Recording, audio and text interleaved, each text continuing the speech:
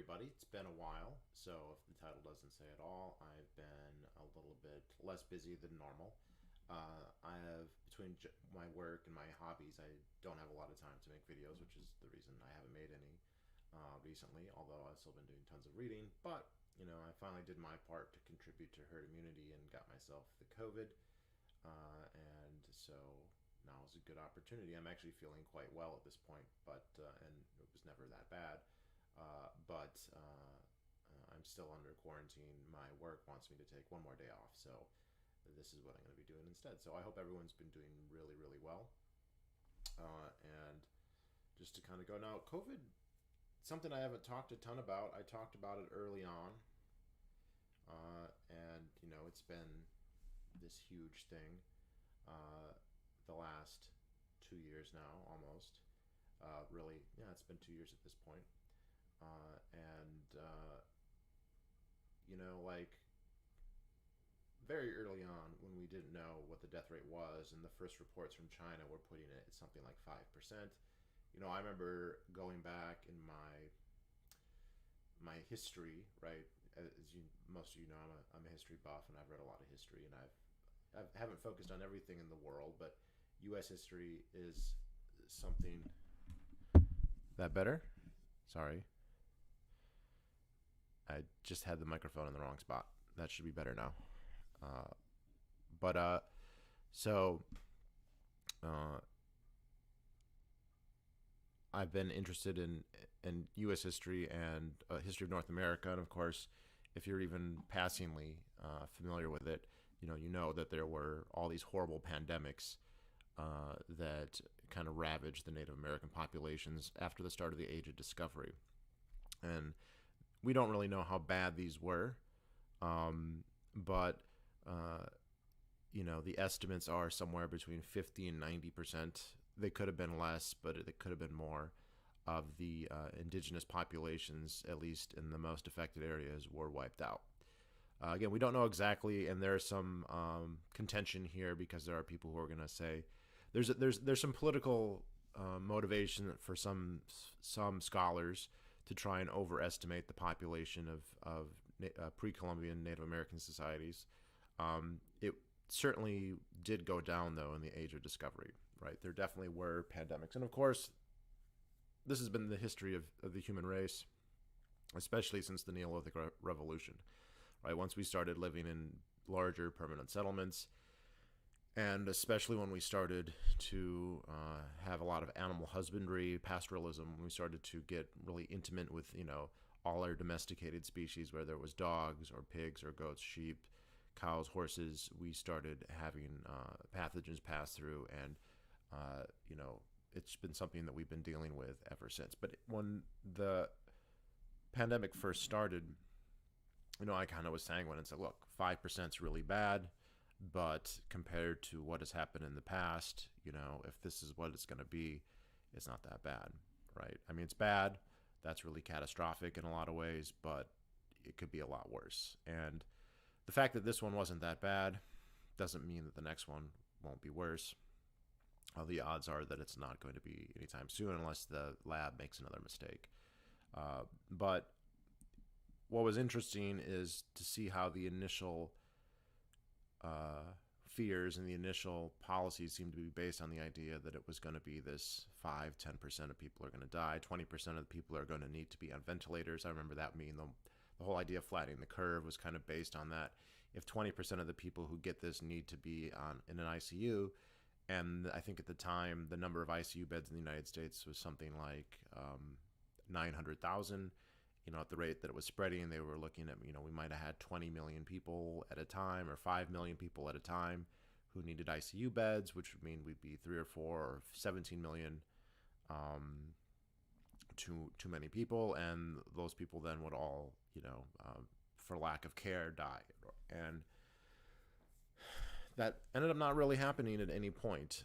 Only a very small fraction of the people who got sick needed to be hospitalized, and fewer still needed intensive care, and a lot of the people going to the hospital probably didn't need to. A lot of people freaking out. And now, I don't know. I'm quite curious if I ever contracted it at any point in 2020 or 2021. Um, After the first few weeks, and when it became clear in April that the hospitals weren't filling up, I basically moved on with my life and just started doing what I wanted to do. If I wanted to meet somebody, I met somebody. As soon as my gym reopened, I would join my gym. As soon as jiu-jitsu resumed, I resumed jiu-jitsu. And, I did my thing. And I think a lot of people were that way. And at no point in 2020 or 2021 did I ever become ill. There were a couple times where I felt a little off, but I didn't get tested those times. So maybe I had it, maybe I didn't. But this last week, I did start to feel a little sick, just muscle aches. So there was some coughing, but not a lot, and some loss of appetite, but not loss of taste. And tested positive on Thursday. Um,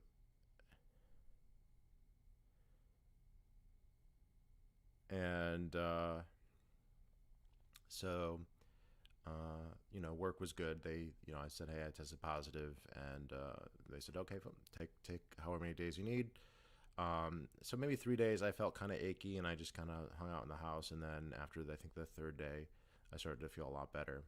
And my symptoms aren't zero at this point, but they're quite a bit better. I started looking online too, in the area, and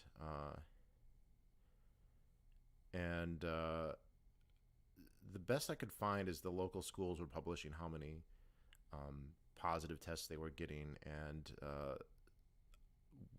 they peaked about a week before I came down with symptoms. There was like a parabolic increase that peaked a week before I had my symptoms, and there was a point when like 40% of the tests were coming back positive at the local high schools, which means everybody, the some very large percentage of the people at the high school, even at any given time, so 10% of the kids were testing positive in the whole school, right? So 40% of the tests were testing positive. I don't know how they were deciding who they were testing, but based on the numbers who actually tested positive in the population of the schools, like 10% per day were testing positive 2 weeks ago. So I probably caught it around then. I probably caught it from somebody at the gym, since that's where most of my exposure was.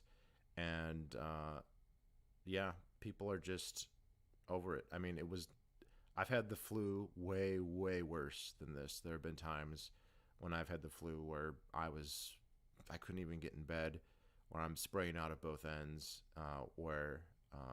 did I get the stab? No, so I'm not vaccinated at all. I guess that's what I should say. I just made the decision. I didn't think it was necessary for me, so I am unvaccinated. What causes some libertarians to be unable to distinguish between a vaccine mandate and being pro-vaccine? I don't know, because you would think libertarians would be able to understand the distinction there. I think what it is that the vaccine is one of the things that has become a totem for other things, right? It's become, and it's not the only thing that does this. Another thing would be sometimes for a lot of people, it's trans rights or racism, right? So there's a lot of people who put so much into racism, or Kyle Rittenhouse, or even the Covington kids, right? I knew libertarians who just I cannot understand why they felt so strongly about, say, the Covington kids or Kyle Rittenhouse. I had lost a libertarian friend over Kyle Rittenhouse, somebody I had known personally for a long time, and it was just like, that kid he's a bootlicking, white supremacist, and the fact that you think he was justified in killing those people and shooting at them is just anathema, right? And I don't get it. So I think that part of it in this case is you do have a certain segment of libertarians who have really internalized the idea that they want to appeal to certain segments of the population. Now, maybe it's because that it's strictly strategic, like I think that if we message right, that we can get a lot of people on the left to agree with us. And there's certainly like a logic there. So for instance, if you look at some social issues, drugs, libertarians tend to be, pretty far in the left when it comes to drugs, or even gay rights. I mean, like the Libertarian Party in their first platform way back in 1971 or 72, their very first one said that gay marriage should be illegal. So, that puts them 40 years ahead of the mainstream Democratic Party. And you would think, oh, maybe that'll buy us some favoritism. And so, oh, yeah, we're anti-racist and we're anti-bigotry. And look, we really, and not every libertarian is an anarcho-capitalist, right? And so a lot of libertarians might say, look, they want a very constrained role for the government. And for some minarchists, though, and not all minarchists are the same, but some minarchists, one of the things that might fall into that might be a vax mandate, right? That might be one of the few exceptional things that they think that the government can do. And now they think, oh, not only is it one of the few things that we think the government can do, but now it's a chance for us to really advertise that, right? And so some of it is, I think, is strategic in that sense, but I think more of it is just there are shared cultural values, right? There are people who are libertarians who share a lot of cultural values with one group or another. I mean, there's a lot of libertarians who share cultural values with right-wingers, right? There's a lot of libertarians who are religious or do homeschooling or are into guns, or more apple pie constitutionalists. And then there's other libertarians, and it's weird because they might even have like policy-wise almost identical positions, but their emphases might come from different places, right? So if you go to Pork Fest, which I recommend everyone do, you see both. I mean, you see absolute druggy, hippie, polyamorous, whatever, and you see, right-wing, buttoned-up, conservative fundamentalist Christians, the Ron Pauls to the Vermin Supremes, right? And I think that they think, oh, this is our chance. We can really like show that we have something to contribute. And I can almost understand it, but it never gets anywhere because leftists believe in big government. That's just it. There's very few subsets of the left that are really truly anti-authoritarian. There are some, but they're few and far between. There's very few of them that have a really rock solid concept of limitations to power or rights. And most of them just believe in an authoritarian state. Now, it's going to maybe not act the way that it currently acts, but they want to have a powerful state that can enact their will on the world, right? They're reformers who see the world as something that can be made better if only everyone conformed to their plans, and the only way to make those plans work in their mind is through a powerful state. And so if you come and say, well, I don't want to have a powerful state, I want to have a weak state or a restrained state or a minarchist state or whatever the case may be, they're just not going to buy it. So yeah, and I think a lot of it's just cultural affinity. Again, this was also true with the anti-Trump stuff. I was always shocked when I would go to DC. And I mean, people who as far as I know, are good libertarians in terms of their policies and their sincere principles, but they really, really hated Trump in a way that it wasn't just like, well, he's not a libertarian, which he wasn't, and he's a war criminal, which he was, and he's not, right. There's things you could say, but they hated him so much worse than any other politician, and the only reason really could be that, people in DC don't like him, and if you lived in DC, you didn't like him either. Strep throat was worse for me. Yeah, I've had mono, was way worse. When I moved to New Hampshire, I got mono really bad. That was much worse.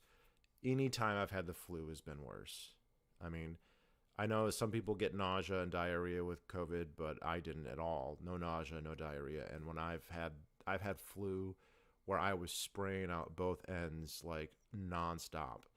And I remember very distinctly once in college. And so college, this is in my mid-20s, right? I'm in my late 30s now. In my mid-20s, I got the flu one day. It came on very rapidly. I got it from my mom, actually. She came to visit me for my birthday. And then the next day she called me. She said, I just got sick with the flu. You're probably going to get sick too. and I went to work. And at the time, I worked about 3 miles from where I lived, and it was when gas was $4 a gallon, and I didn't want to spend money, so I walked 3 miles to work. And I was at work at a Krispy Kreme donuts for about 1 hour, and then I started to feel bad, and I ended up in the bathroom with a 5 gallon bucket, because we had lots of 5 gallon buckets there, on the toilet, just spraying both ends, like with volume and pressure, right? And then I couldn't. They didn't make me work, but I had to walk home because I wasn't going to get in a car with somebody, right? I wasn't going to ask someone to give me a ride in that situation. So I walked home, and you can just imagine that it was 3 miles, and obviously I didn't make it all the way without making a mess. Let's just say that.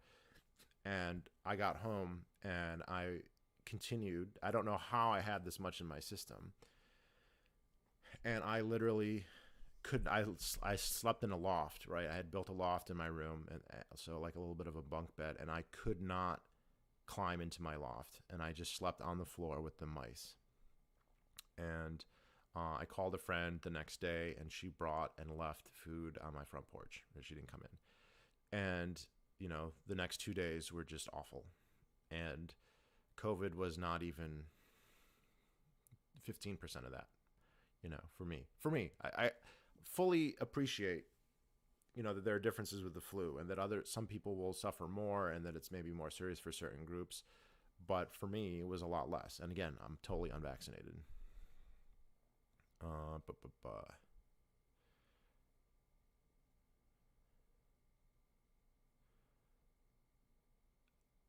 have a buddy in the military, and they were telling those guys at boot camp just to basically conceal some symptoms.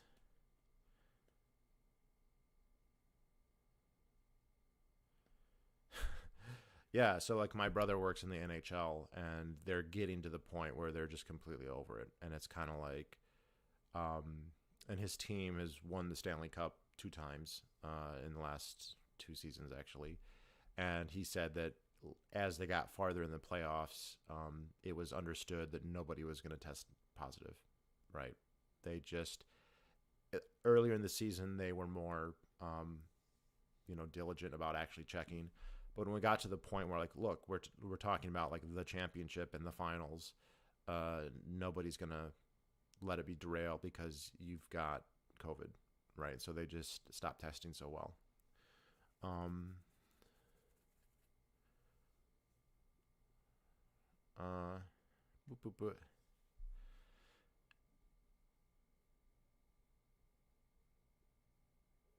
Is there anything about the current marriage license that would technically disqualify gay people? Disqualify them from what?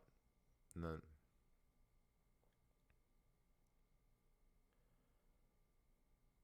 I had COVID in January 2021. Confirmed via lab test. Got more exercise as in I had time off. I didn't feel like doing more exercise. I did do a lot more reading, so I've finished a couple books and practiced the piano more, but that's about it.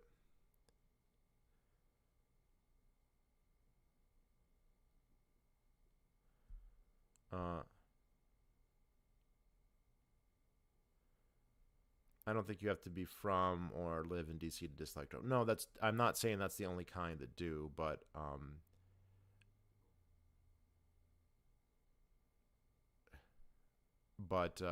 everyone in DC does hate Trump, right? So, sure, lots of people in New York hate Trump. People all over the country hate Trump, but they're not so concentrated as they are in New York City. Um, Take a shot every time Lengthy says, yeah, I'm not going to encourage drinking. I wonder if by luck Omicron ends up being in essence a contagious vaccine. Yeah, that seems to be what's going to happen here. Is that uh, likely, hopefully, a more mild form of the virus, which, even at the very start, people were talking about this is viruses don't want to be virulent. Viruses don't want to kill their host or incapacitate their host. Viruses want to infect their host, and the less effect that it has on them, the better, so that they can be active and out there spreading the virus. That's what they want to do. A virus wants to spread. A virus is not motivated to kill, right? They don't have that kind of logic. And so what tends to happen is this stuff tends to get more mild. That doesn't mean that every variant is going to be more mild or that you can't have a mutation that causes problems. Those things definitely do and can happen. But the general tendency is for it to become more mild with time. And we had this one, and it spread everywhere. The other thing, too, is just the complete, like, so a couple people who I talked to, like on Grindr, would ask, like, I'd say, well, I'm in quarantine because I have COVID. I'm sick with COVID. So then they would ask, are you vaccinated or not? It seems like a simple question, but it reveals something important, and that is the fact that you're sick with COVID means that they have no idea whether you're vaccinated or not. It tells you a lot about the vaccine, right? If it was a vaccine that was really effective, and I'm not saying the vaccine doesn't do anything. You know, there does seem to be evidence that if you're vaccinated, at least with the other variants, less so Omicron, but at least with the other variants, it tended to make it less likely that you would get really sick. You might still get sick. You could still catch it. You could still spread it. But the chances that you were going to, end up on a ventilator were a lot less. But you could still get sick. So the fact that if you tell someone you're sick with COVID, they have no idea if you're vaccinated or not. Tells you that the vaccine just is not that effective. And it was funny because the one Grindr guy who asked me that, somebody I've known for a while, said, are you vaccinated? And I'm like, no. And then he's like, I feel like I have to hate you because you're not vaccinated. Like, why would that?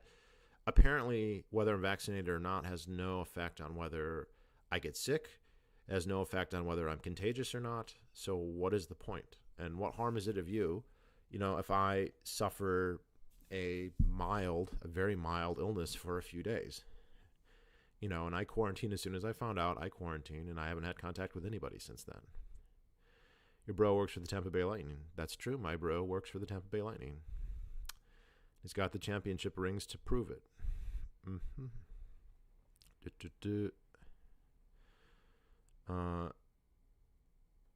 So, yeah. But I'm feeling good. And now, I honestly wanted to have it so I could say to people, look, I've had COVID. I have natural immunity, is for whatever that's worth. It's apparently worth more than a vaccine for at least a while. And I'm very curious if I had it before, but I never had symptoms like this before, so maybe not.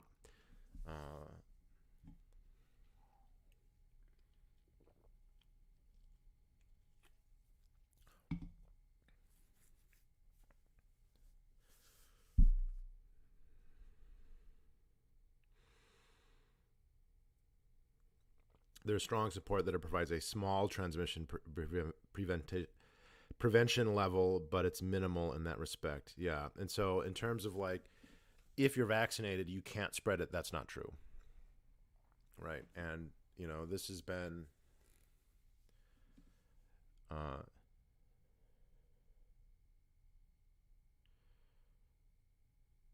that's why the CDC decided to redefine breakthrough infections in 2021 to only severe cases. So, yeah, you can still get it and you still get sick. My brother is Steve Stamkos. Yes, you figured it out. The inside scoop is that he's an asshole. That he's he's a prima donna and he doesn't listen to the coaches because he's a star, which is not unique to him, but apparently that's the thing. A great player, obviously, but doesn't play defense, and it has hurt them a lot. Well, I say it hurts them a lot, but then they won the Stanley Cup twice in a row, so apparently not that much, but so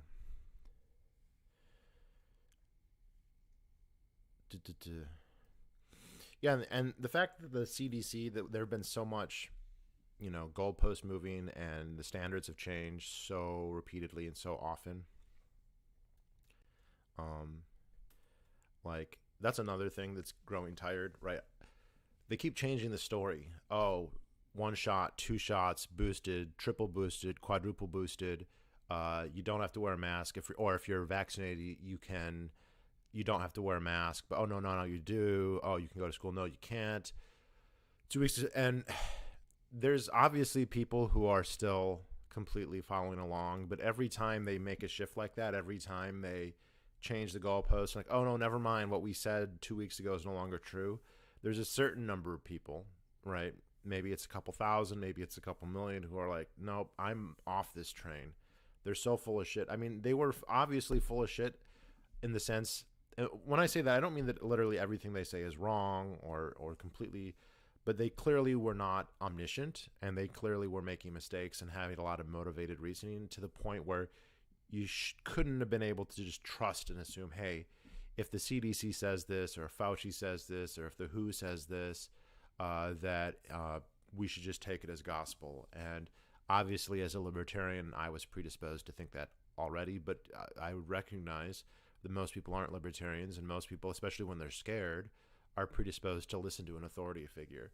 And there still are a lot of people who are. I mean, I don't want to make it sound like the whole country's quote unquote woken up, but every time that they've done this, every time that it's happened, you can see more and more people get off the bus.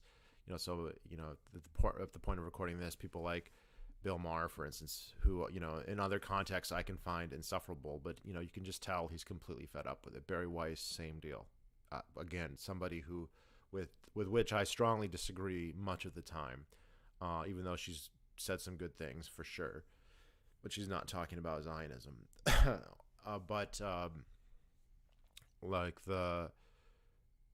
People are checking off, and with my family, I got a lot of pushback from my parents, and yet my brother is vaccinated and he got sick, not real sick, but he got sick. And everyone that they know who's getting sick now, and they know a lot of people who are getting sick now, they're all vaccinated. And I'm not. I got sick, and it wasn't that bad. So it's like, okay, what is right? Why is this such a huge deal?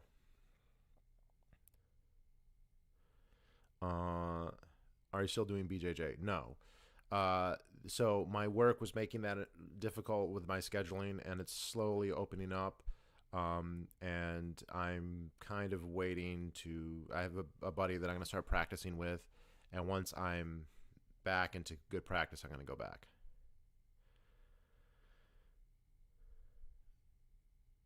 Rat tests are being scalped. The price gouged like crazy here in Australia. Rat tests.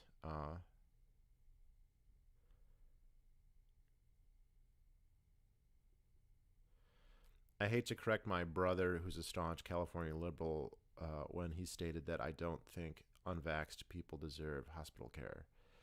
This is interesting too, is the people who because there's a high correlation over the people who would say that and people who would say that they believe in universal health care, right? And they would never say, hey, that person's fat, they chose to eat unhealthily and not work out, and so therefore we shouldn't give them medical care because it's their own fault. But suddenly when it's vaccination, then suddenly they do care. And it's a sign of basically who is an NPC, who is somebody who watches the news and it can be told what to think and regurgitate it back.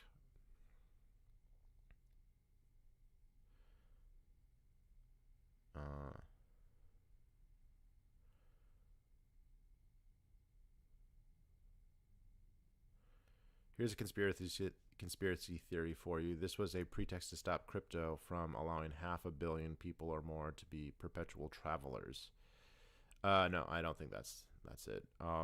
Because I don't think there's 500 million people who are going to become crypto travelers.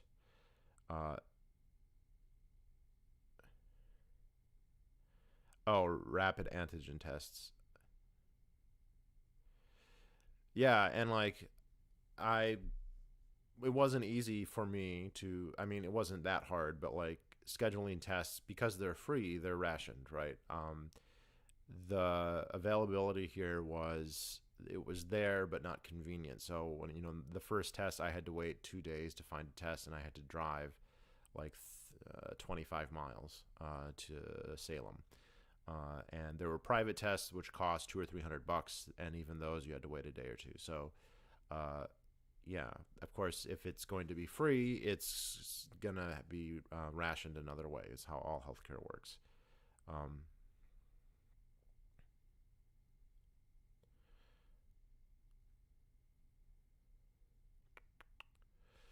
Universal healthcare means I want my side to control medicine and virtue signaling. I think most of it's virtue signaling, uh, but the second part of that, control everything, it makes sense if everyone's in the same system and everyone has to pay for everybody else. It does suddenly start to make sense for that system to start having mandates like, okay, you need to not smoke, you need to be a certain degree of health.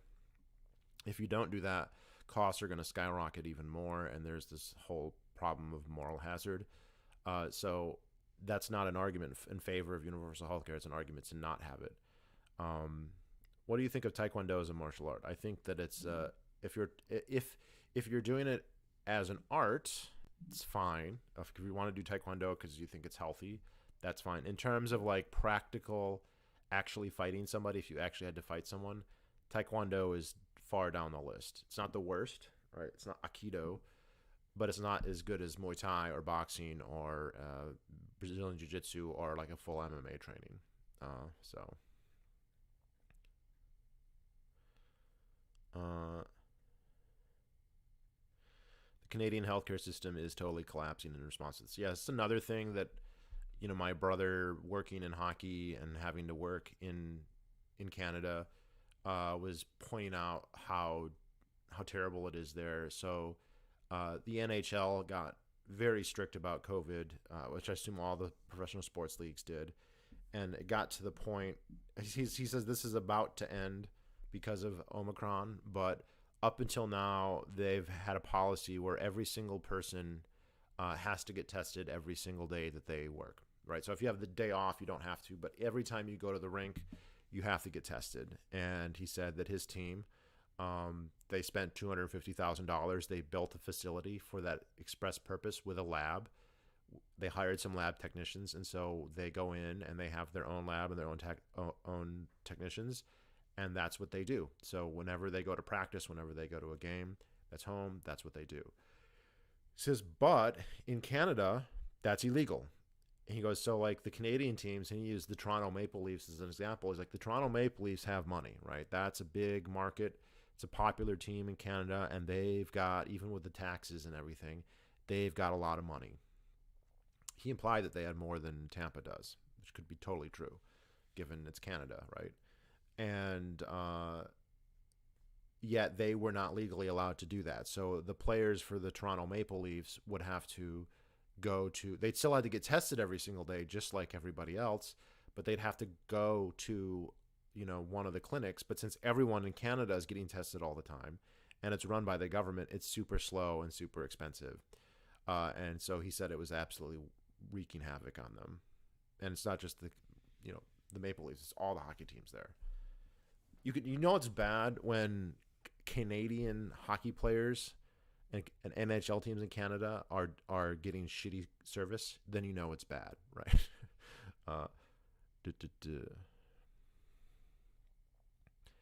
And this is one of the silver linings of this whole episode, and not to like extol the U.S. U.S. healthcare system has so many serious problems. It's so fucked up on so many levels.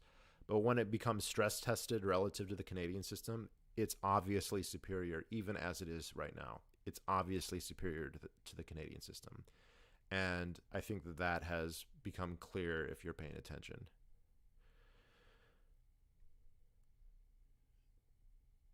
Yeah, when they bring up people without vax should be denied medical care, as should gay men who refuse PrEP be denied medical care. It's even more general than that, right? Because gay men are at much higher risk for certain things, right? So like gay men aren't necessarily at a higher risk for, heart disease, but they are definitely at a higher risk for STDs and getting STD tested. And like I have had to spend a lot of money on STD tests, and I've had to spend money on STD treatments. Not a lot, but a little, right? It just goes with the territory. And it makes sense to me, since I'm the one who's getting all the quote unquote benefits and I'm the one taking all the risks, that it makes sense that I should have to pay that cost.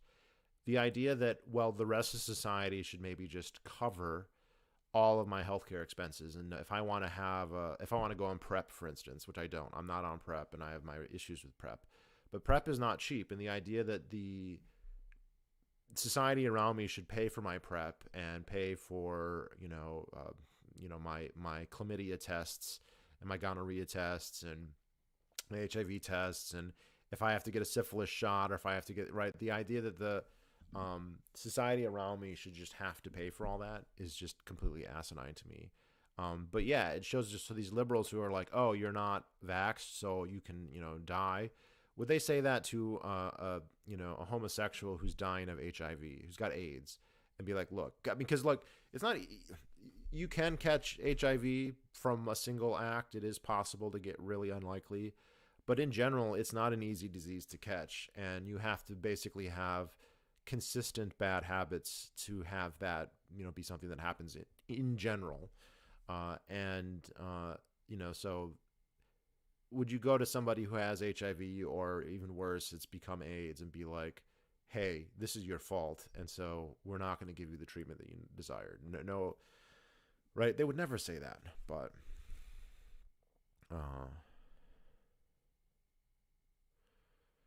yeah, I find mandates most distasteful, though chose to be vaccinated. I mean, they're morally outrageous, especially for this. You could start to change the calculus, maybe, at least in terms of utilitarianism, if the disease was worse, right? If it really was 5% or 50% or 10%, although you would wonder what percentage of people wouldn't want the vaccine in that case. But not for something like where there's a 0.89% chance that you would need to be hospitalized. That's across all groups, right? So it makes sense that, I don't know. Flights lost money.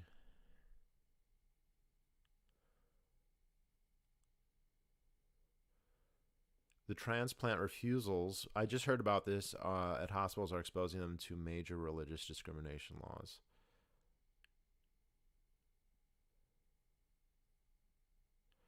You're a bit too intellectual for most Grindr users. I'm surprised you find anyone on there to have conversations. Well, let's be fair. I don't have intellectual discussions with everyone I talk to on Grindr. That's for sure. You take them when you can, but that's not what you're on there. If you're on Grindr looking for stimulating conversation, you're going to be disappointed 95 times out of 100. Let's say that. If you can't or won't follow doctor's advice, the organ should go to someone else.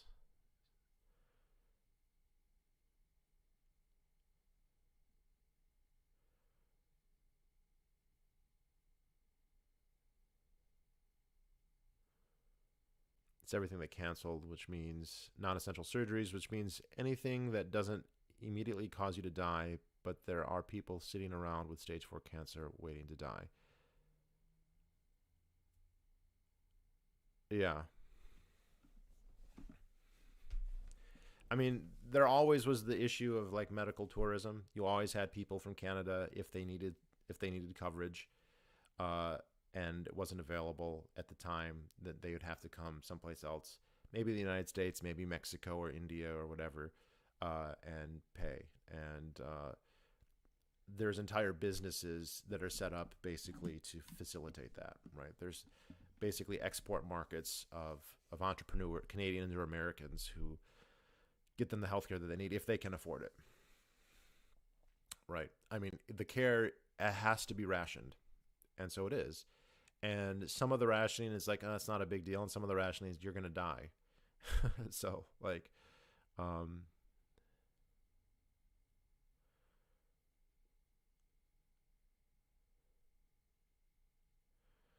yes, the transplant programs have protocols which you can follow or not, but the failure to adhere, um, I wonder though if they add qualifications partway through, right? So you could have been on a list before COVID started, and then they change.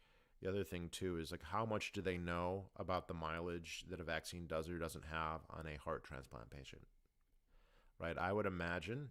that they don't actually know very much about that at this point, right? And so for them to, maybe I'm wrong, but my speculation is that that's just, vaccines are great and we have to just mandate them however possible. And because I doubt that they have any data on that, right? And all the stories we hear about myocarditis and stuff with the vaccines, not that that's super common or whatever, but like maybe that's not going to be something that's that important. Stimulating conversations, no. Do you read internet blogs like Mises Institute? No, no. I used to watch their YouTube channel quite a lot.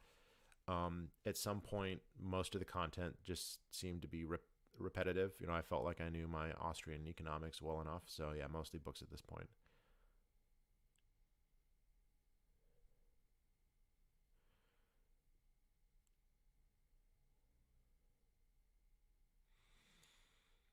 Anyone with money leaves the country, U.S. or Asia. It takes on an average of 18 months to see a specialist, and thousands of people die every year. And you get shit on socially if you say I'd be willing to pay. Right? You're considered like evil. Um, yeah, and like when I've had stuff done, like, or had a test, I've almost always been able to do it within a day and even get treated same day. Right? Like, not that I've had serious issues or, cancer or anything like that, but uh, it's been there. And I don't have insurance or anything, but if you have the money, you can just, hey, I want this done, and they'll do it. Uh,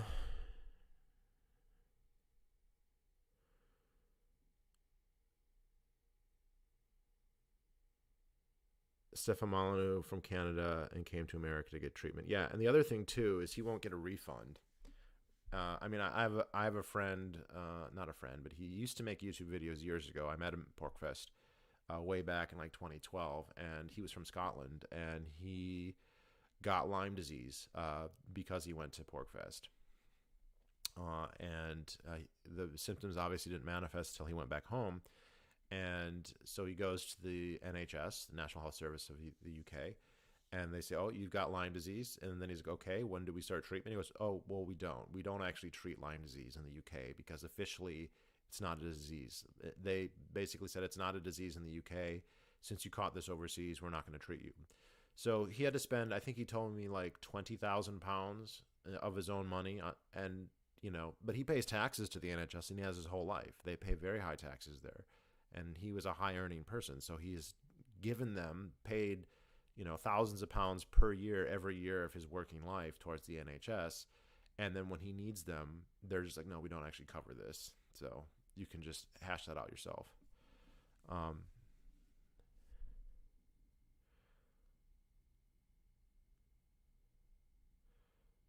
um, but yeah, you're already paying through taxes, and they're just saying no, it's not good enough. And then what do you do? Right? And your ability to pay on your own has been reduced because of the fact that you have been paying higher taxes your whole life. Right? You might actually be able to afford the medical care that you want if you weren't being taxed your whole life.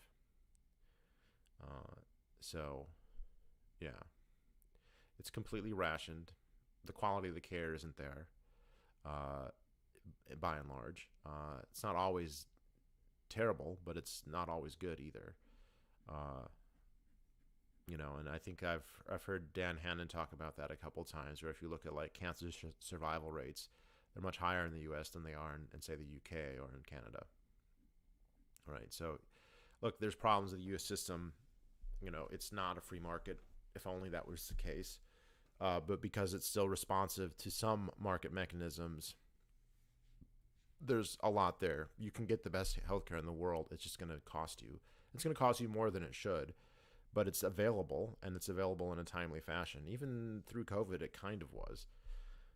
So, any update on New Hampshire secession? No updates, but the Free State Project continues to chug along, and I think that things like COVID have accelerated things like secession, because we've had more and more people moving to, being drawn away to red states from blue states, and obviously Texas and Florida are the most famous, but New Hampshire's getting that too. There's a lot of people like, fuck it, I'm moving, and they're coming here, among other places. Of course, it's a smaller state, so a smaller number goes a lot further.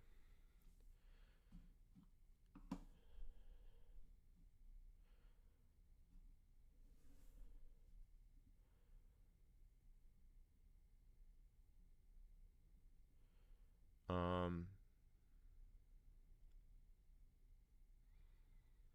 if you're a non-responder to the first few doses of chemo, they cut you off. And what's so horrible about that, really? Okay, that's obviously terrible for the person. And you can almost say like, well, the cost benefit, like if they're not responding, why. But the way that universal healthcare is always sold, the way it's always promoted, is as everyone gets what they need, period. It's not, oh, well, we'll do a cost benefit analysis, and if it turns out you're an old person and you're not going to pay taxes anymore, we're just going to put you on a Liverpool care pathway and let you die. Or we're not going to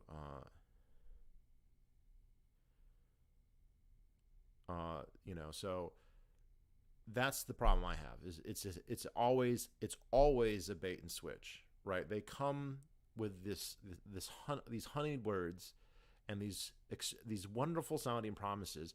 Everyone gets whatever they need. You don't have to pay. It's free, right? So that's another big one. It's free, which is ridiculous. But they'll say no one gets turned away. Oh, look at, you're dying because you can't afford cancer payment. Well, if you were in Canada, that wouldn't be the case. Well, no, because if you don't respond right away, or they don't get around to you, then yeah, you will die.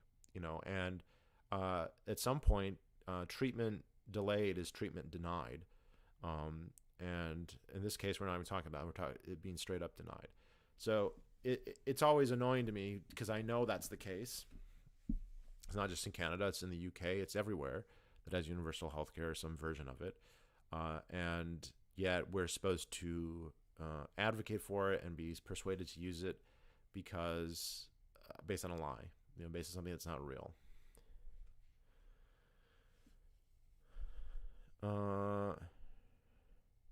What's a good first date idea for someone you met on a dating app? Also, your hair looks good. Oh my goodness. Are you talking about a girl or a boy? Because if we're talking about a girl, I have no idea. Like, I mean, maybe invite them to do jujitsu, because that's a good way to get physical, but like in like a platonic way. Other than that, like I would go to dinner, go for a walk, go to the gym. That's another good one.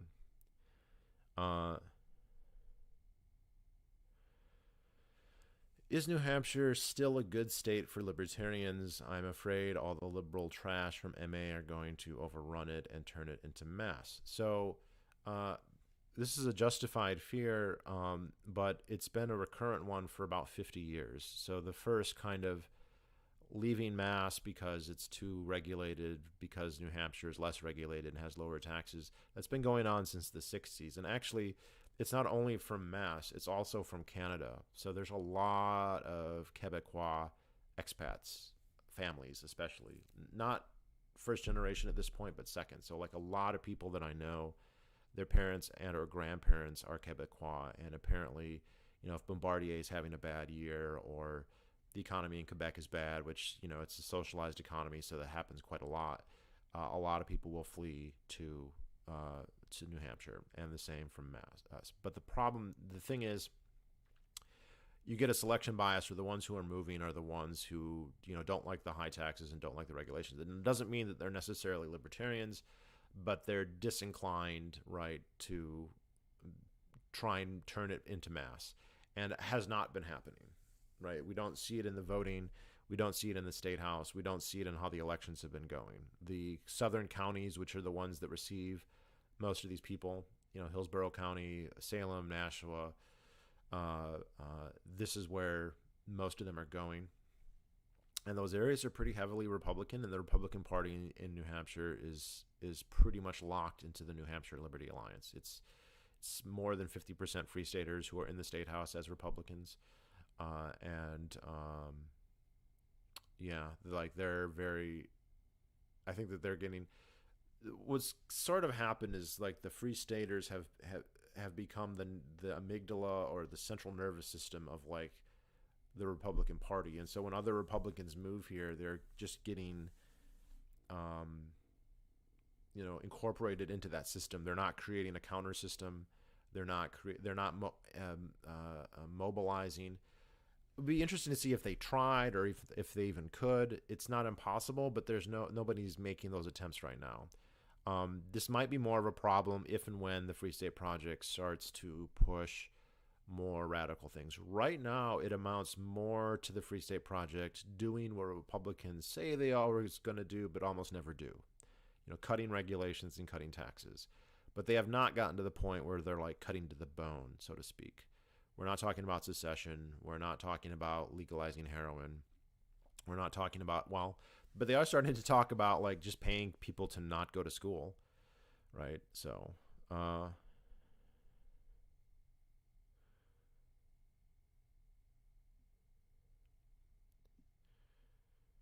most persons advocating for universal healthcare in the U.S. have never heard of the Iron Triangle of healthcare. Is that the you can have two of three, but you can't have all? What is it? Access, quality, and affordability. Uh,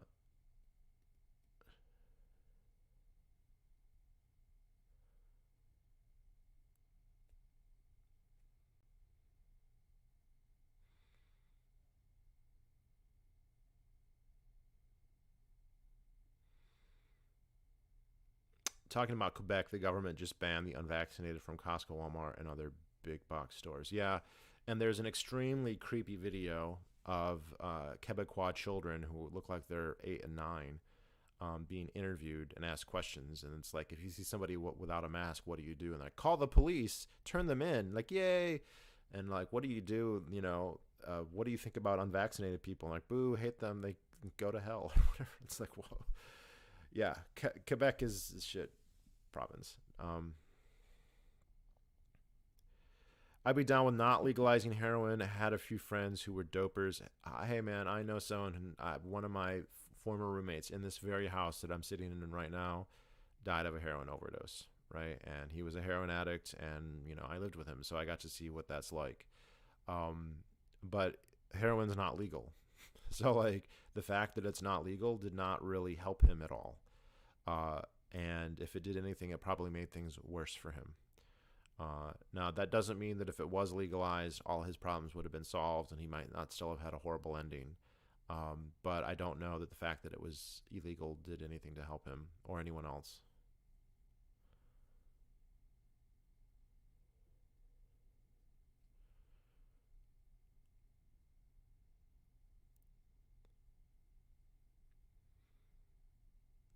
You're allowed to go there, but you need to chaperone by a minder who makes sure you don't buy anything but food. What a joke. People think that Canada is the land of the free. No. What a totalitarian, horrible place. You can see why many of them moved to New Hampshire.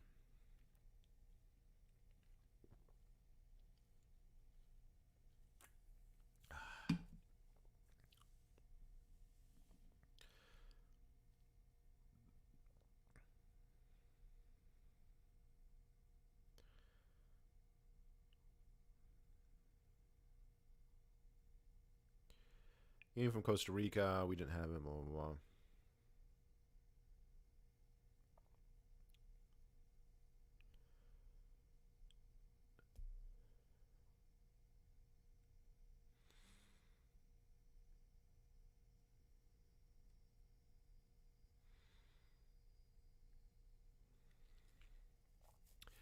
Yeah, that's a good question. So, do you have to show proof of vaccination when you use a heroin dispensary in California?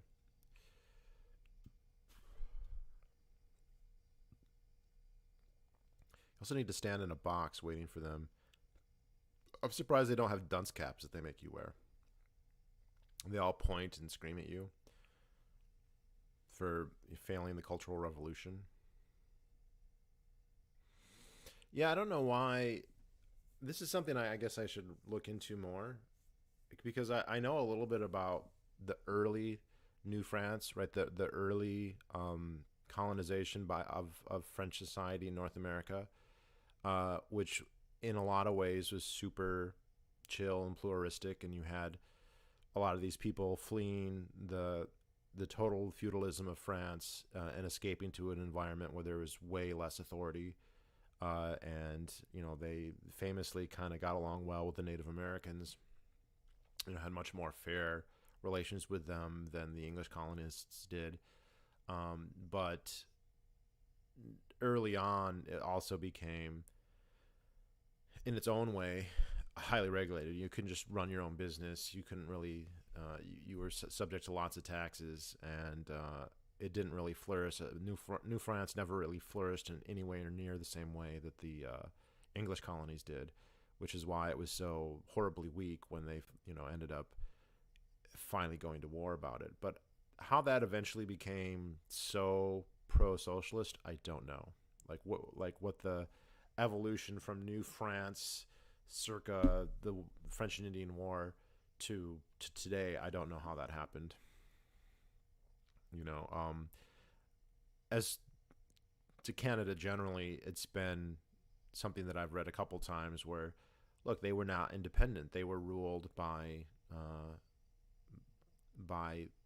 part of the British Empire, and the idea was, like, you don't have rights and you don't govern yourself. You are governed, and the British tended to govern in a stern but relatively fair way, right? They wanted to encourage commerce and property rights, and so they weren't, like, as far as imperial overlords went, they're the best. I mean, pretty much, and certainly not the most authoritarian or tyrannical. That goes to the Portuguese and the Spanish, and then secondarily to the French. But uh, the end result, though, is a culture that's not autonomous. People aren't independent minded, and they have a very, very high deference to authority. In fact, I read a book 10 years ago now called Deference to Authority: The Case of Canada.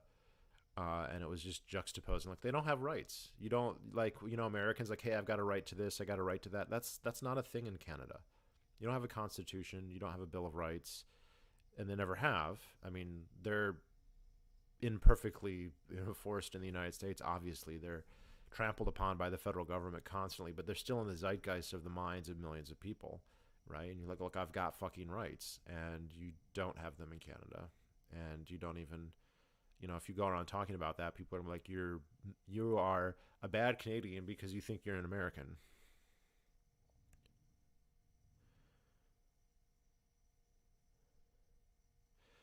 There was a cultural revolution in the 50s and 60s where they went from extremely conservative Catholics to atheist socialists during the Cold War, and developed a victim culture and perception of being colonial victims on the same scale as Black Americans or the Native Americans on the reserve. I mean, I guess I would have to know the details. It's my understanding that the British tried very hard to treat their French citizens the same as their British citizens, but even if that is true, they're still under a colonial power. They were under a colonial power before, but maybe it doesn't hurt as bad when they all speak the same language, which is probably true. But that is interesting. And, the First Nation people continued to be on reservations up until the present. And so the idea that they were like, oh, we're being victimized, as they continued to victimize, more or less. But yeah, I wonder what caused that. Could it just be the breakdown of religion and then people searching for other religions and picking Marxism? Is it that simple? I know that happens with other people, with a lot of Catholics in particular.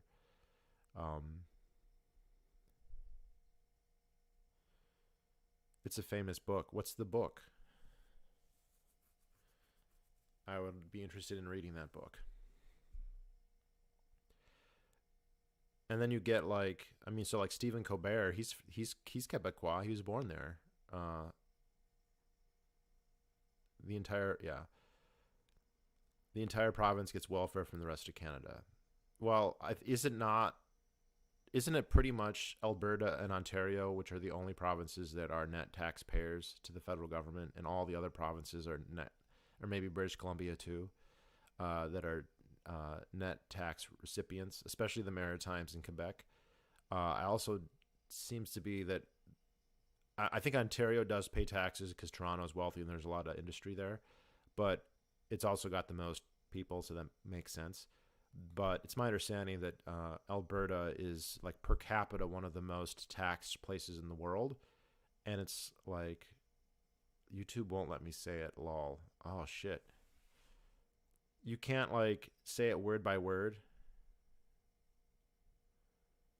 Crackers. The white crackers.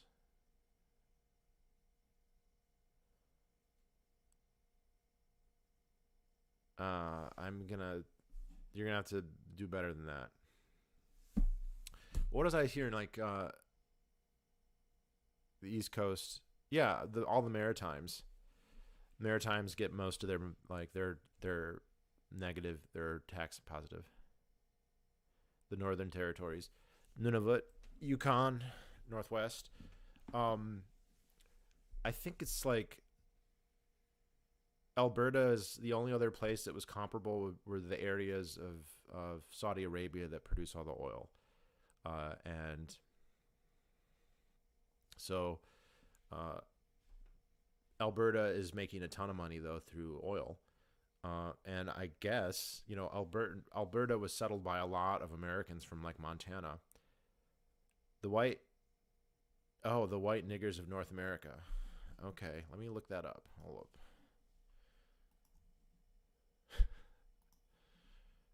See if that's on Amazon.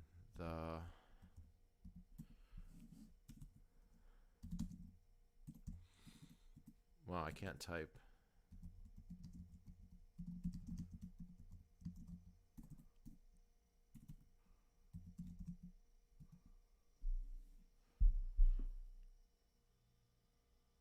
No, that didn't work at all. Books. Show me books.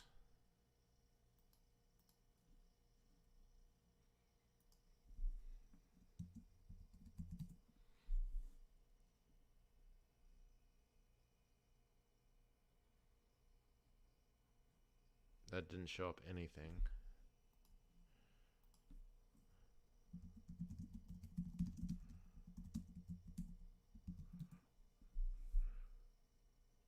Oh, here we go. By Pierre Valliers.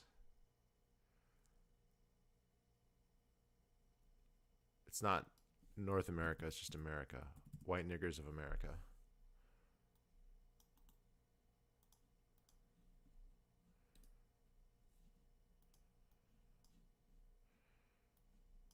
I probably just got banned.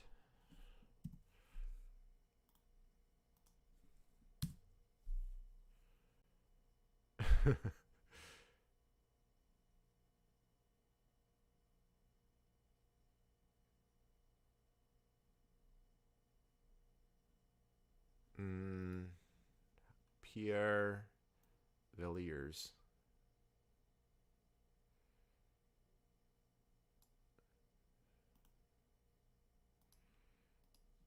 Let me just search his name. Maybe that's less objectionable.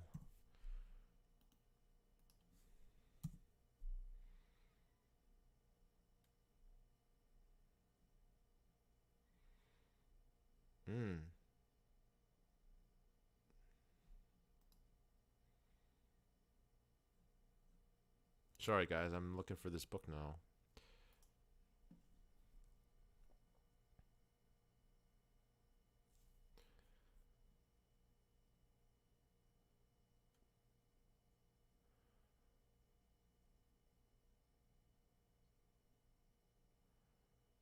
Pierre Valliers.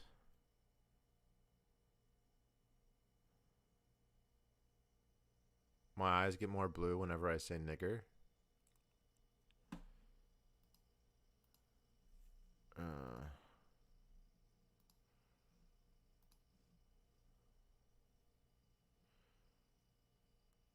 journalist and writer, intellectual leader of the Front de Libération de Quebec. Is he the one who did all the terrorism?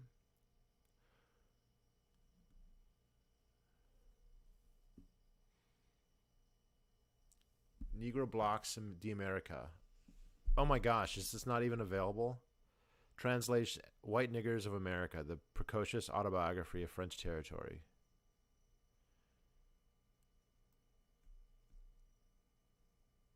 Autobiography of a Quebec terrorist. Okay. So he's a terrorist. Okay. This is, I mean, there's other titles coming up here that say nigger. So it should be. Yeah, it's not.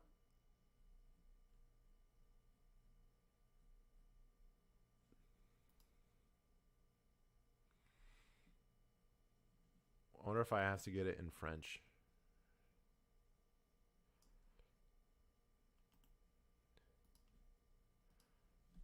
Wouldn't be the worst thing.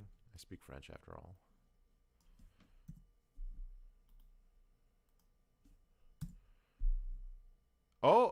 Oh, yep. Here it is. Negros Black d'America. Boom. It's only available on Kindle though. Oh, that was too difficult. It's on my wish list.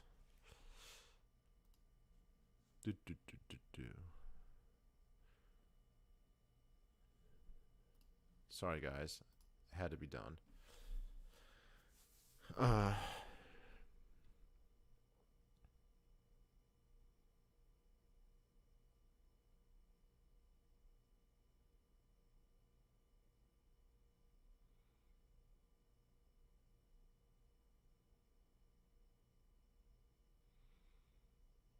It could be that the estate does not consent to English translation.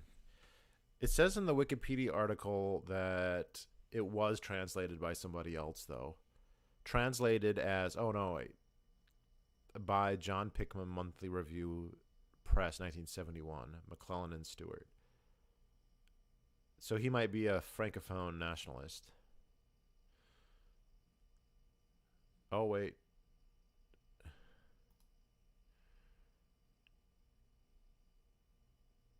Is this the New York Times, 1971, White Niggers of America? This is a digitized version of an article from the New York Times print archive before the start of online publications in 1996.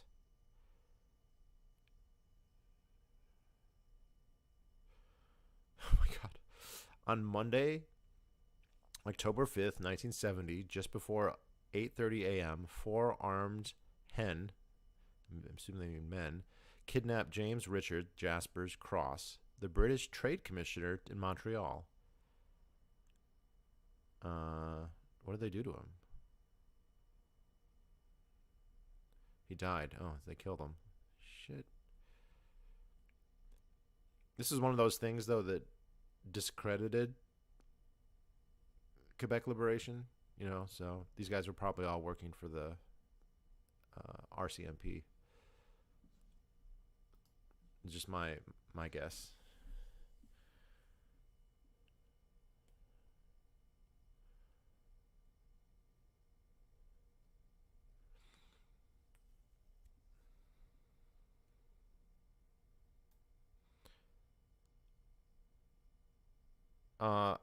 Sebastian, I don't have a vax, and I mean, I got tested for myself, but I didn't need the test to do anything or go anywhere. And I travel all over the U.S., so I know that it's a big country, and there's parts where maybe that's less true, obviously in New York City. But I would not generalize and say that the United States, you need those things to get around, because you don't in most of the country. So it sucks that his book is not in English.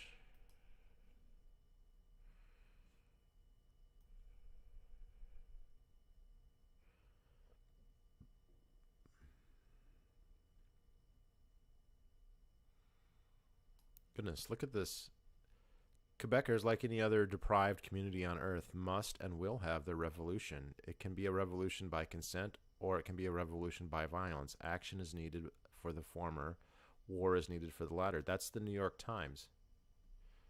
So their New York Times is communist.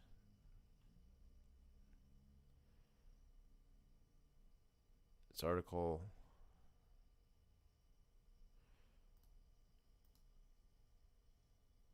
And this is by Larrier L. Lapierre. Which is not the, it's a different guy. Okay. Negroes Black the America. So, he says Negroes. He doesn't say niggers. So I've been saying that wrong this whole time.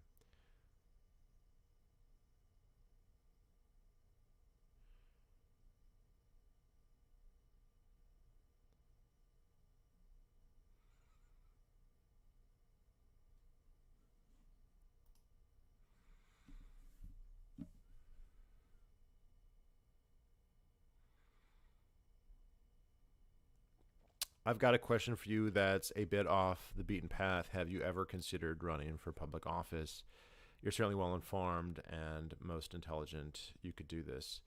Uh, I might be able to do it in New Hampshire just because it's so easy to get elected, especially to the state house, but I don't really have any desire to do that. And you're forgetting a couple things. I have some beliefs that are very public that are anathema, right? So especially the stuff when it comes to foreskin, communal showers, age of consent, child liberation, or at least adolescent uh, liberation. These are things that are not going to, you can't have nuanced views on those things. Right? You have to have a certain reaction and that's it. And that's not the way I see it. And I've been very public about it already. And even if I was going to go back and, say delete videos where I talked about that kind of stuff, people would know. So it might not be a barrier to low office, but yeah, it wouldn't be good. Also, the offices here, the state houses, you get paid $100 a year. So it's not very much money. Of course, you get a free Easy Pass, so that might be good.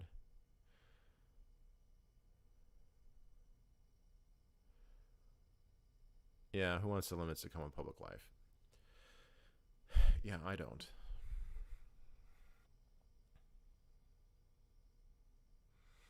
So, I mean, if the question is have I ever thought about it? Yeah, I've thought about it, and whenever I think about it, I think it's a dumb idea. I don't want to do it. And it's also sad. I mean, when I know people. Would communal showers really stop? Uh, they aren't going to stop because of me. They're not going to. I mean, I would love to.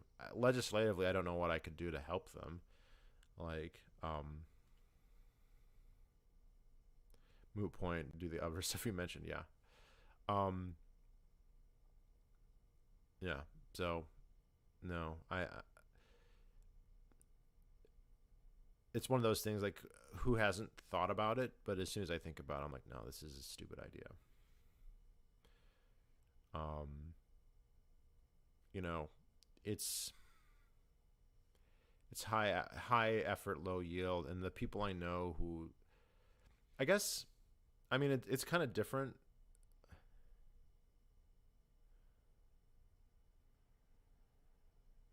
It's kind of so I have friends, right? I'm gay, and I know a lot of gay people, and some of them are into politics. And I also knew some straight people who are into politics. And when I say into politics, I mean like they have ambitions. They want to have elected office. I don't know if they necessarily want to be president someday or not. The smart ones would never admit that kind of ambition. But it's just kind of sad. Like their whole persona is kind of fake. I'm sure there's a real person there. There may even be real principles with some of them, but it's just everything. I mean, people talk about like a social media mask or a facade, and like with politicians, it just goes way past social media. And it's said no, If you're just doing it and you don't really have any ambition, right? If you're not like, I really want to be senator someday or something, or I really want to be the governor, or I want to get as high as I possibly can go. It's like I have political beliefs that I believe in, and I want to, do what I can to make them happen.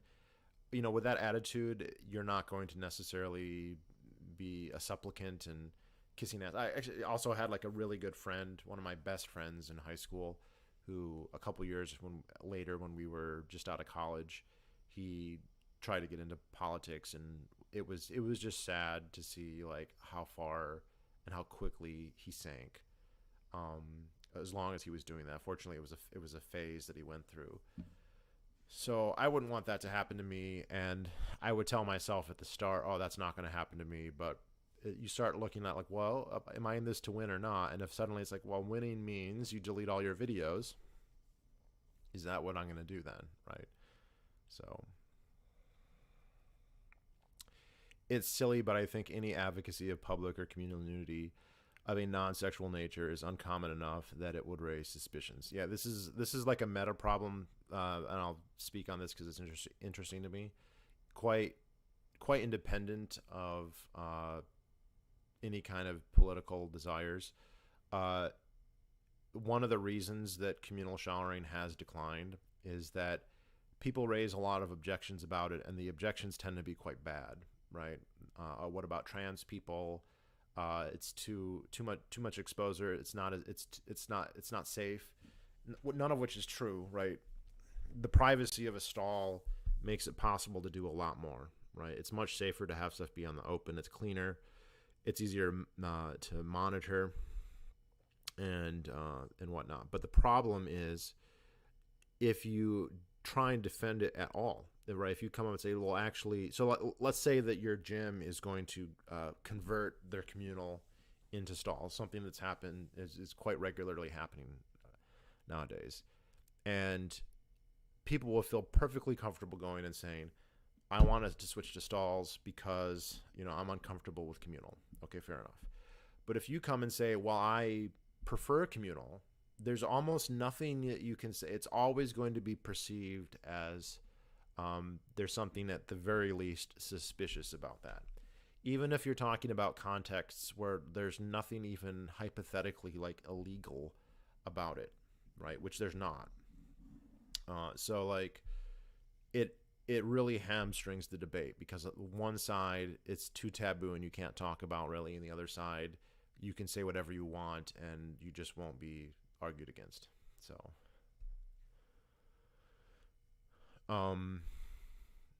communal showers would work in Finland and Japan. They work here. They work everywhere where they exist.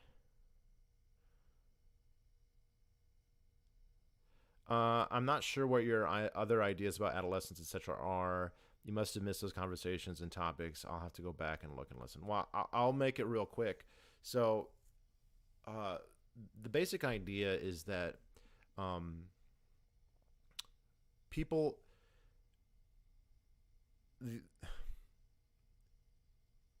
if you have like a law, say the law is that you reach the age of adulthood or the age of consent, which are not always at the same time. But let's say you're in a given state where it's you turn 18, right? So a 17-year-old, has to obey his parents. He can't go off on his own. He can't sign contracts. He can't own property, or she for that matter, and they can't have sex. But when they're 18, they can. And there's this problem. It's like, okay, so the day before they turn 18, all those things are illegal and they're felonies, and then they blow out the candles the day that they're midnight on the night they turn 18, and now suddenly it's all legal.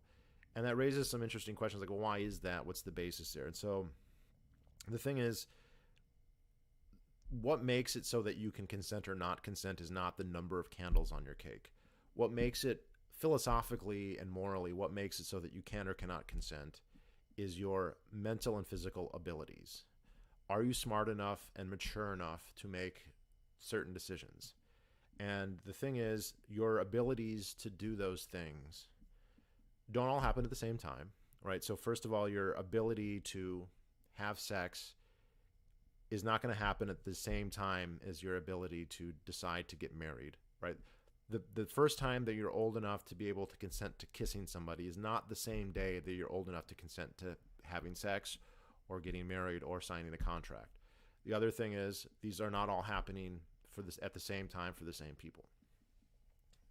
Now, when does it happen for everyone is a little bit different. So the thing is, this is something that you can measure, whatever it is. If you're looking like, okay, does somebody have the mental ability to consent to something like having a job, right, or signing a contract, or having sex?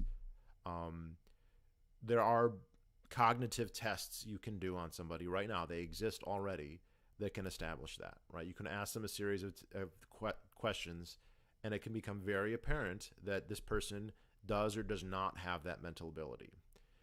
And the idea is that, well, if they can pass such a test, if they do have the cognitive ability to do something, to be autonomous, then keeping them in a state where they lack rights, where they are not allowed to operate that autonomy, is morally, difficult, right? You have somebody, it would be the equivalent of like putting somebody in an insane asylum, right?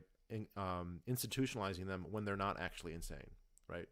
That's a big problem. It's the whole thing with the One Flew Over the Cuckoo's Nest. You have somebody who's not crazy, who's being imprisoned. Now, minors are not put in prison per se, but they are stripped of legal rights to the point where there are truancy laws, there's mandatory attendance laws for schools. They can't work, they either can't work at all, or they can only work certain jobs or certain hours. And yes, they can't like agree to get married or to date or to have sex. So the question becomes, when should it be? And it's unfortunately complicated because it's not the same for everybody. Now, people are very defensive on the topic, and they think if you're going to question age of consent laws and rights to contract, that this means that you want to have children, like little children, be abused, and you want them either sexually or like in terms of like working in coal mines, right? Oh, you must want 8-year-olds to work in a factory so their fingers can be used to polish the inside of a ammunition shell. I can understand that, but let's be perfectly reasonable. As it stands right now, the age of consent laws in this country aren't the same, right? In some states, it's 16, and some it's 17, and some it's 18, and in many of them there's qualifiers about the age of the other partner. In New Hampshire, for instance, the age of consent is 16 for heterosexuals, but it's 18 for homosexuals, which makes absolutely no sense because all the problems that can happen with heterosexuals, all the homosexuals have fewer problems because you can't have a pregnancy then, right? So yes, you can still spread disease. Yes, you can have emotional problems, but you can't have a pregnancy then, whether they're both girls or both boys, right? But so my point is there that the laws already, like, they obviously aren't perfect because they are different from state to state. And so people should be open to having a discussion. And I'm relying heavily on a book called Teen 2.0 by, I think it's a Harvard psychiatrist. And basically his point is that once somebody starts to go through puberty, it's like a rocket taking off. So this does not mean that the first time your pituitary gland begins the puberty process when you're 11 or 12, that suddenly you're an adult that moment. That's not what I'm saying. But what happens is as soon as you start puberty, your physical and mental capabilities begin to increase. They begin to skyrocket. Now, a month into this, 6 months into this, you may still not be mature enough to have sex or to sign a contract or whatever, or tell your parents to fuck off, I'm going to go off on my own. But at some point, that will happen. And it seems like that point isn't, for most people, it will be different for some. Like, some people will never reach that point. All right. There are some people who, when they're 25, 35, 50, are never able to like meaningfully consent. They just don't have the mental ability to do it. And there's going to be some outliers who can do it relatively early. All right. There's going to be some people who are developmentally exceptional, and they're going to be young, right? Not prepubescent. I don't think that's ever going to be possible because for the physical reasons at the very least. But mentally, there might be people who are, I'm going to take too much. These are bell curves, and we're talking about 1 in a million, but like there could be 12 or 13-year-olds. And I think that the data in terms of people's ability to judge things enough, not to be president, but to like decide if they want to date somebody or sign a contract for a job, it's more closely going to be 14 and 15 than it's going to be 17 and 18. Again, some people that won't be the case, some people that will.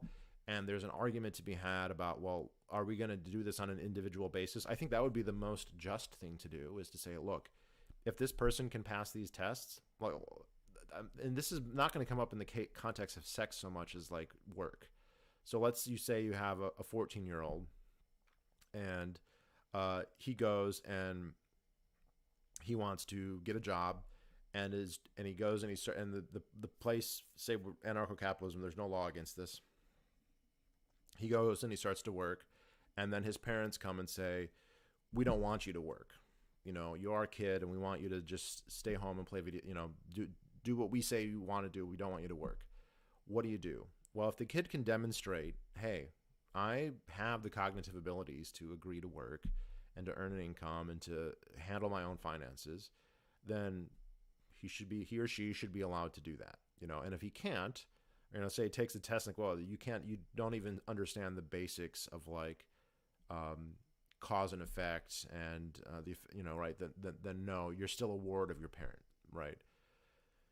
The idea that you should just are automatically a ward of your parent until you're 18, though, is very excessive. Now, I can understand saying, okay, well, it's too hard to like have tests and to not know, but so we have to set a date. Okay, I don't like that option. I think that's an inferior option. But if we're going to have that, then we should have a really serious look at where that date should be set. And if that's the case, it should not be 18 or 17 and probably not 16 either. Maybe 15 or 14 would be better. So that's the problem. But anyone, you start saying that and it's like you're a pedophile. I'm not even into people that are that young. But it's just, I think a big problem is that the minors today, they aren't allowed to work. They aren't allowed to be independent. They aren't allowed to be autonomous. It's psychologically damaging to them, right? Because they're treated like children when they're not, right? A 9-year-old and an 8-year-old is not the same as a 14 and a 15-year-old, right? They're developmentally in totally different places. Granted, a 14 and a 15-year-old is not a 25 or 35-year-old. They're not as adult. They're not as experienced or as mature, but they're more experienced and more mature than they were just 4 or 5 years before. And enough so that we could start talking about having more responsibility, having more autonomy, right? The freedom and responsibility always go together, right? So but this is completely, even though like legally this was the way things were 120 years ago, right? This whole idea of adolescence is a relatively recent idea. And a lot of it was pushed by social reformers who very often were motivated by industrial desires. So you had a lot of wealthy entrepreneurs who did not like that families employed their kids, right? That you had a lot of small-time operators who were staffing their businesses with their teenage kids. And so they would say, no, that's not law. We need to have laws that say these kids have to go to school where they can't possibly help their parents, right? So that's my honest opinion of what things should be. And I know that is just for 85% of the population. They hear that and they immediately think you're a pedophile and they are mad, right? Like that's not even like literally true, because we're not even talking about prepubescent kids, which is what pedophilia is. And I think that, kids who have not started puberty cannot possibly meet this standard, and so they never would. And even kids who have just started puberty won't meet it either. But like, I still put the date. I mean, and to be fair, 14, that is the age of consent in like France, right? So like, this seems super radical, but it's not. So, rant over. You can check out videos though if you want to look up Teen 2.0. Oh, I'm like way behind.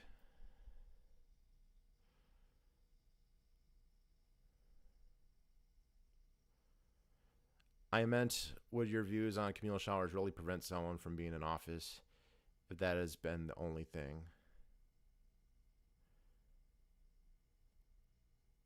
Yeah, you might be right, Berkvik. It's all the other stuff. Blah, blah, blah.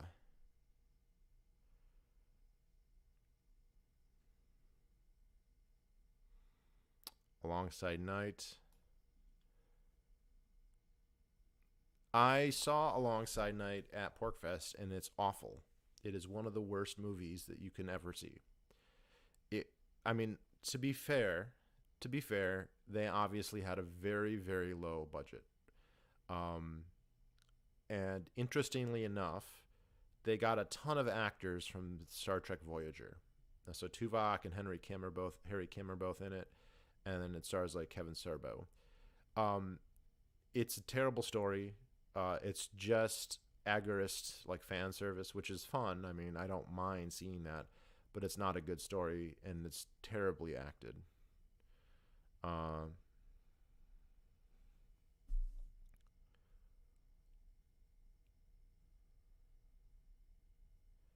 we're whack in Alabama, 16 for age of consent, 19 for adulthood. Yeah, and like if a review of the state laws, there's a lot of interesting things too. Like the age of consent might be one thing, or your obligations to be your parent might be one thing, but then like if you get married, it changes. So like in some states, you can get married when you're 14 or 15, and that instantly emancipates you in some states. So like you might legally have to be a ward of your parents until you're 18, but if you get married when you're 15, you're emancipated.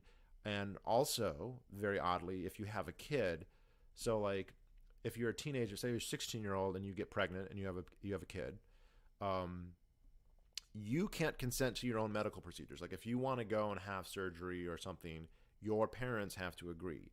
But you can be the parent and decide for your kid. So you can agree to have a surgery done to your child, but you can't agree to have a surgery done to yourself. So like there's actually quite a few states where there are laws like that. Now, because it's very rare for people to get married at that age and not that common, teen pregnancies do happen, but they're less common now than they were in the past. That this rarely comes up, but it does sometimes. Um, and some of those laws on the books reflect more 19th century ideas about, and even 18th century ideas about uh, when people mature. If you think like there's a lot of cultural affects that we still have that point to this. So if you look at like a bar mitzvah, bar mitzvah is when you become a man. But when is a bar mitzvah? I believe it's when you're 13 or 14, right? Bar mitzvah is not for an 18-year-old. And so like this is you're becoming a man, but we're going to actually legally treat you like a child for 4 more years. Um,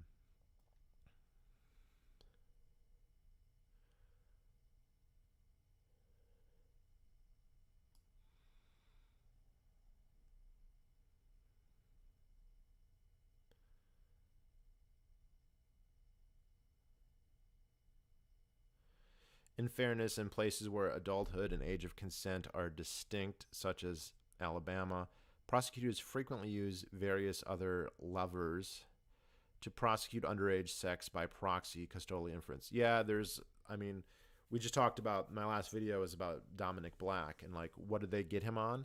They got him on, uh, what was it? Corrupting a minor or something like that. And so there's some of these laws that are like, you didn't actually do anything like this. You never had sex or touched them, but like you were too friendly, so um, you know, uh, inappropriate interactions with a minor, right? And so most states also have a series of vague laws, that they can catch all used against almost anybody.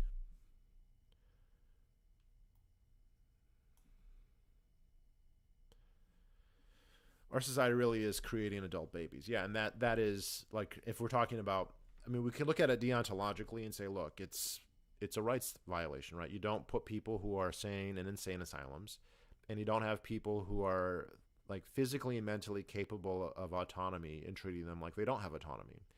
Like legally caging them and saying you have to go to school, you have to do what your parents say, you can't sign a contract, you can't own property, and you can't consent to having a boyfriend or girlfriend, you can't get married, whatever. Like and there's evidence that many of the problems, not all certainly, but many of the problems, the psychological problems that teenagers have are a derivative of this. You have somebody who, physically they're capable of more, mentally they're capable of more. True, they're not as mature, right? They don't have as much experience, but they're much more capable. and to continue to treat them legally the same as if they're 8, it's not very good for them, right? And then the other thing too is it delays their entrance in the marketplace. So there's a big difference if you start working when you're 13 or 14, right? And I mean like real like, and there are some exceptions. It is possible for kids to work, especially if they're really entrepreneurial. The cliche is a lemonade stand, right? There are places that are enforcing the laws on that, but a lot of that is winked and not. The same with things like mowing lawns, shoveling snow, babysitting. Like there are outlets, and there usually are exceptions for like family farms or family businesses. And like there's a Chinese place I go to, and like they've got their kids in there, and I watched some of them grow up, but like they were in there when they were like 12 at the latest, right? But they're limited to those kinds of marginal things. You can't be like, I want to start a real legit job. And it's also difficult when it's like, but you have to spend 8 hours a day, 5 days a week in school, even though the connection between what you do in school and your income and your outcomes later in life and through the market they're pretty much not connected. So like if you start in an industry, and let's assume you're not going to be like a breakout entrepreneur, but like if you just as a worker, if you start as a worker when you're 14 or 15 versus 18 or 19, that's 4 years. So like by the time you are 18 or 19, you'll have 3 or 4 years of experience instead of just starting. And you'll probably be at a higher level position, right? You won't be at an entry level position. You could be mid-management at that point, or who knows, right? And the long-term effects in terms of your earnings and your market skills are pretty substantial at the end of the day. And if you multiply that by the number of people it applies to, which in the United States, you're talking about 20 million teenagers, that's a lot, it adds up to a lot. So, also by having them be free, quote unquote, and responsible for themselves, they won't have to be babysat by society, quote unquote, schools, right? If half the teenagers in school could be free to not go, if they all had the option to not go, and let's say only half of them chose to, that's 10 million people that we don't have to babysit, and to the extent that having a better student to teacher ratio is a good thing, debatable, but that's the general wisdom that most people have. If half the kids leave and you don't reduce the number of teachers, and let's face it, they're not going to do that, then the kids who stay will have it, that much better, right? So this really seems like a very, very good option in terms of ethics and in terms of morality, but it is difficult because people just understandably will want to be protective, and we're not used to that idea. So, but I don't know. There's teenagers are starting to become sexual, right? Everybody knows that because they were teenagers. That doesn't mean anything and everything should go or will go. But the idea to pretend that they're still prepubescent little kids is not correct, right? They're not. And the question, the pertinent question is, when do they cross the line, right? That's all I'm really doing is, when do you cross the line? And if you start to look at, if you try and measure that in terms of cognitive ability or physical ability, the numbers that you're probably going to come up with are earlier than most age of consent laws. Okay, it's going to be mid-teens, and in some cases even early teens, not late teens. So it's a couple years, 2 or 3, depending. Like I said, the age of consent in a lot of states is 16, and if it's really more like 14 or 15, that's 1 or 2 years deducted or added, however you want to say it. And again, it needs to be wrapped up with, it's not just age of consent. You don't have to go to school. You can sign a contract. You're not a ward of the parent or of the court, right? You're basically emancipated.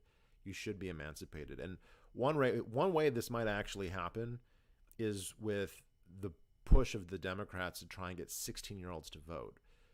It makes no sense to allow someone to vote if they're a ward of somebody else, right? If somebody is legally obligated to obey their parents or the state or their teachers, it makes absolutely no sense for them to also be able to vote, right? This is sort of like the 3/5 compromise, where you say black slaves can't vote, but their masters have representation in a proportion of how many slaves there are.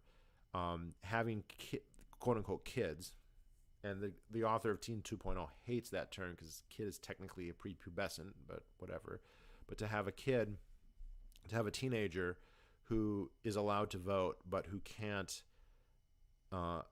sign a contract, who can't live on his own or her own, who can't consent to sex or working past midnight or whatever, it's kind of silly. So it almost would have to be look, if you want to vote, you should be able to vote. The other thing too, though, is if that wasn't tied together, but they were allowed to vote, suddenly there'd be a constituency out there saying, hey, we should be free to not have to go to high school. You know, and now it's really drilled into we really are propagandized that school is really important and that it's should always be prioritized over other alternatives. But I think a lot of people have enough sense when they're teenagers to realize this maybe isn't the case. And I've told this story a couple times, and I'll tell it again. You know, when I was a teenager, obviously I believe, hey, school's important. You got to go to college, you got to get good grades, all that kind of stuff. And there was a kid in one of my classes, and like this was a class that was taught by the high school hockey coach, and it was about like multiculturalism. And this guy did not know anything about other cultures. I remember him at one point in the class said Christians follow Christianity and Muslims follow Muslim. Right, so he didn't even know the term Islam as a follower of the religion of Islam. He called them the Muslims follow Muslim. Completely ridiculous, right? So this is a class where we're learning stuff that, you know, the information isn't necessarily useless information in general, but in the specifics of the people in the class, it didn't mean anything. We were learning, like reading essays about what it was like to be an immigrant from Syria, you know, in the early 1900s, for instance. This is before the Syrian Civil War by a couple decades. Not that that's bad information, but like nobody in that class ever used that information for their job or as something that they were personally interested in. But I remember there was a kid in my class, and he was 17, and he had a job working construction. He'd found somebody who would pay him under the table, and he was making good money. I think he said he was making like $11 an hour, which back then in that place was really good money. That was like 2.5 times what I was making at fast food at the time, right? So a good wage for the time and the place.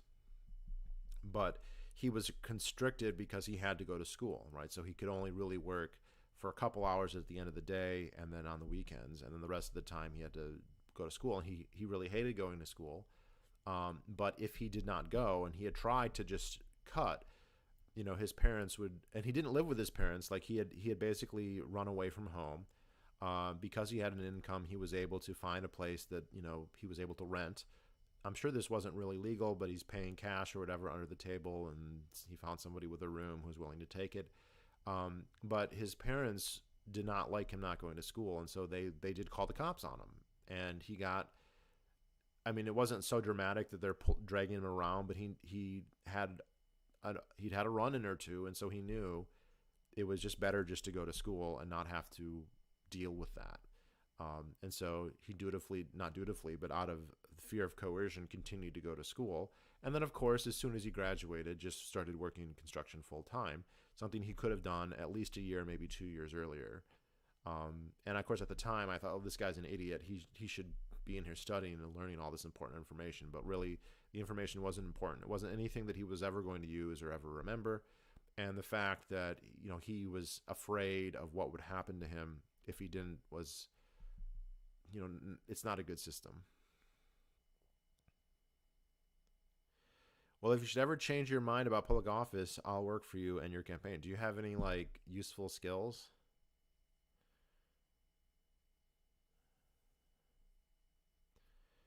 If Democrats get their wish and the voting age is lowered to 16, will the teenagers vote to lower their other age limits and get rid of compulsory schooling?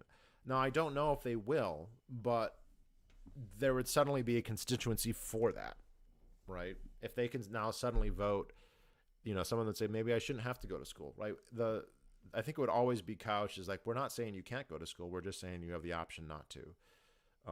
And suddenly now that's something that they can vote for.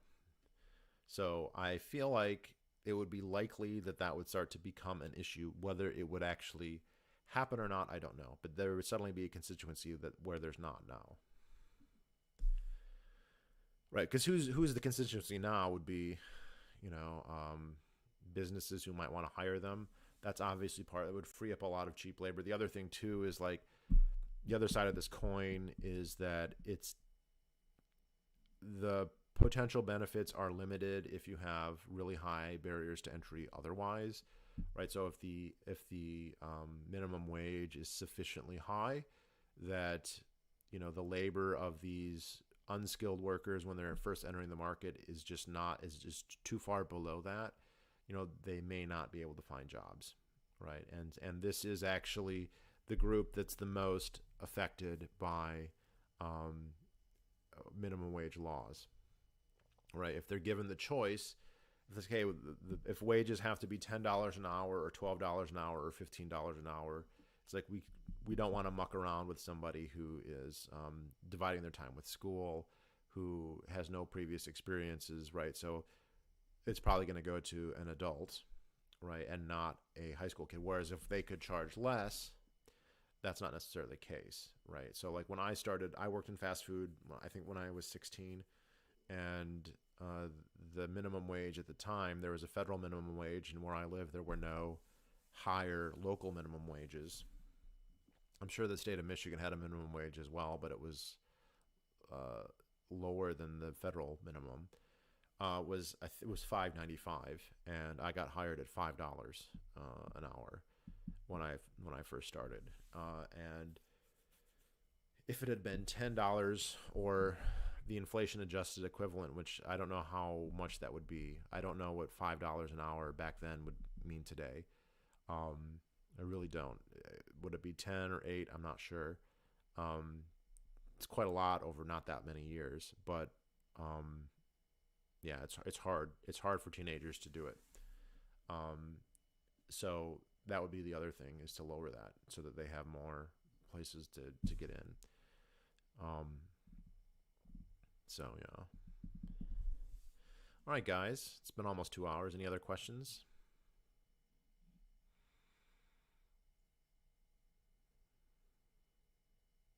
If they live with their parents, they might vote for lower minimum wage if they understood economics. Well, if they understood economics, it wouldn't matter if they lived with their parents or not. They should vote for it anyway. The way to bill, I mean, you could bill a lowering of the minimum wage as, look, it's just the people have a freedom to contract and you have a right to do it and it's nobody's business. That's all true, and that resonates a little bit. But if you want to try and make it seem even more, it would be like, this is to help people with low skills. This is to help the poorest people in society who, for no fault of their own, let's even say that, just don't have the requisite skills to earn $15, $20 an hour, but they could earn less than that. So, it's to help them. And that is who it helps the most. Right? I've told this story too. When I worked at a Burger King when I was in college, so I worked in high school and in college at a Burger King, different ones, but same franchise. Well, same corporate model, but different franchises, right? The one that I worked at in college was I worked at two, and the first one that I worked at was kind of not a very good store, and it wasn't very well run, and it was kind of a crappy. The dining room was always dirty. The driveway was always dirty. The parking lot always had garbage in it because it was by college. There were a lot of college students who were filthy, and there was a woman who was homeless who frequently would come in there to get out of the cold. She would come, and somehow she had gotten coupons that allowed her to get a free small French fry. So she would come in and ask for a free small French fry and a cup of water, and she would she would go and spend like 3 hours, at night usually, to get out of the cold. And this woman clearly had some mental instability, clearly had some physical limitations, and she had some hygienic limitations too by virtue of the fact that she was homeless. But she was a nice enough lady, and um, almost every time that she came to the store, she asked for a job application, which we would give her, and she would fill them out and turn them in. And I don't know if she ever got an interview, but she certainly never got hired. And I can well imagine why not, because at that time, the minimum wage in that place, I believe, was $8 an hour. So, I started at 5, a couple years later, it's 8. And there was a local minimum wage there that was higher than the federal minimum wage at the time.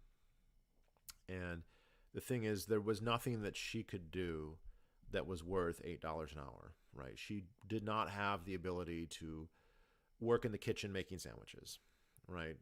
That's people want to say fast food, whatever, but it's not an easy job necessarily. To be able to make all the sandwiches quick enough to meet demand, you have to have like normal levels of like hand-eye coordination and stamina and intelligence, and even like above. Like the ones who are really good at it are actually they're smarter, they're faster and smarter than like your average person.